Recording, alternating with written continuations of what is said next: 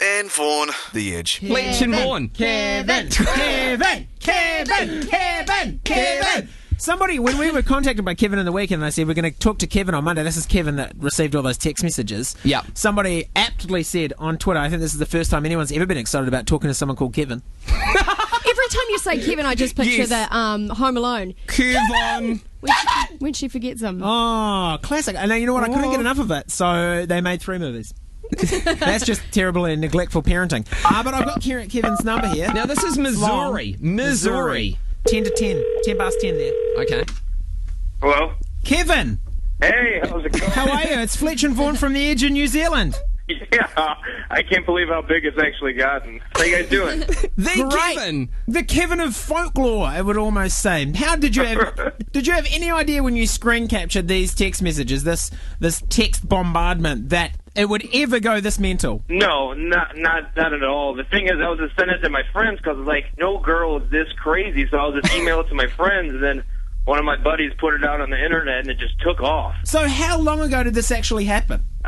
We actually first started talking in the middle of November, and then it was on December 3rd. That day is when she wanted to hang out again, and that's when it kind of she just went off the rocker. So was it a one-night stand, or had you seen her a couple of times? When she contacted me on Facebook, Yeah. out of the blue, and just said, "I don't want to be forward, but I think you're attractive." So, Well, at that point, I'm sitting there, and I actually had mono during the middle of November, so I'm sitting on my couch. I had nothing else to do. I was like, well, I'll talk to this girl. So we kind of Facebook back and forth with messages, and then she had sent me some pictures of herself, and they looked pretty good.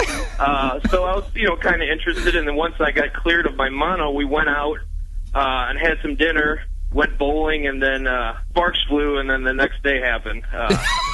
Oh, my God. yeah, so And the rest of the story we are quite familiar with. Right, yeah, you know exactly where it went from that. But there's actually more text messages that were released on Friday out on the internet, and there's actually, I haven't still got another month's worth on my phone that we haven't put out there yet. There's just so many. Did you have to change your number?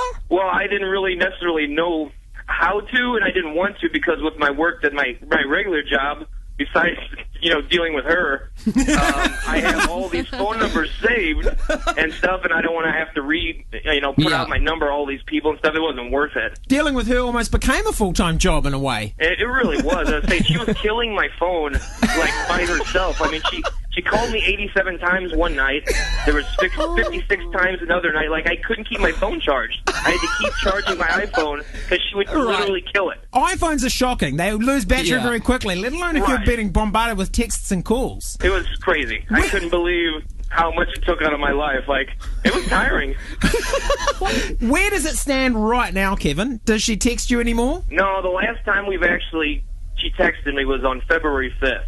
So we've kind of had a little break in between now and then. You've got to wonder who else is getting it now, though, eh? Right, yeah. I'm just waiting for her to respond and somehow find out about it, and then, then go on lockdown to get in my house. Yeah, well, I was going to ask, when she went to your house that time, when she said she was knocking on the door, were you actually home? No, when she said, with that first time, I was over at my buddy's house actually playing cards that whole day like I actually was. So that Saturday, we were there, and she just goes off on those messages, and she's like, I'm headed to your house. So I'm like, well, crap, I'm not going home. I was like, I'm spending the night here tonight.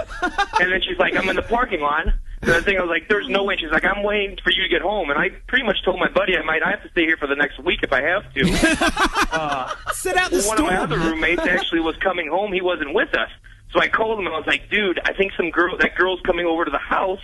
I was like, don't let her in. So he's the guy. He actually looked through the blinds of our back window and saw her knocking, and then went down and went sit back on the couch. And that's where she's like, your friend didn't answer the door.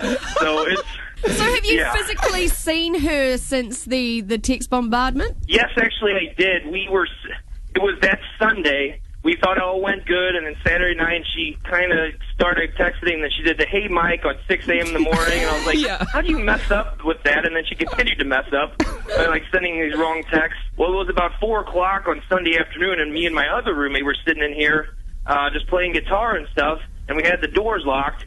Well, we just hear the back door just going crazy. And we both looked at each other, and we ran in the back room, and we were like, what are we supposed to do? And I was like, dude, I'm just going to go talk to her. I was like, she needs to know. I was like, she's not getting it through with just the text message I send her. I was like, I just need to talk to her. Yeah. And he was like, okay, if you're not back in 15 minutes, like, I'll call the cops. I was like, yeah, do something. I was like, grab a bat, be ready. Oh my God. But I went out and talked to her, and she just didn't get it. Yeah. I tried to be as genuine and, forward, and I don't feel comfortable anymore. I said, you're scaring me. I said, you're standing here on my back porch, and I've known you've been here the whole weekend trying to, see me and stuff. Yeah. I can see a Hollywood feature film happening. Yeah. I really can. Who would play you in a movie, Kevin? Everybody always says that I always look like Zach Galifianakis. Right. Wow. So that'd probably be a perfect. I would say I'm probably a couple, maybe 20 pounds, 30 pounds lighter than, but I got the beard. I'm short, stocky structure and stuff. Although haunting and horrible what you've been Yeah. through, it's provided a lot of people with a lot of entertainment over the weekend. Oh, for sure. And then hopefully some people realize that maybe, I'm not going to say one night stands are bad, but just to be a little more careful, I guess. Normally Yeah. people would be, gutted if they got herpes or something, but this is almost worse. Well, yeah. Right, yeah. If she I can't keeps die from herpes. I might die from this. flaring up, she'd be a lot like herpes. Amazing. All right, thank you so much for having a check to us, Kevin.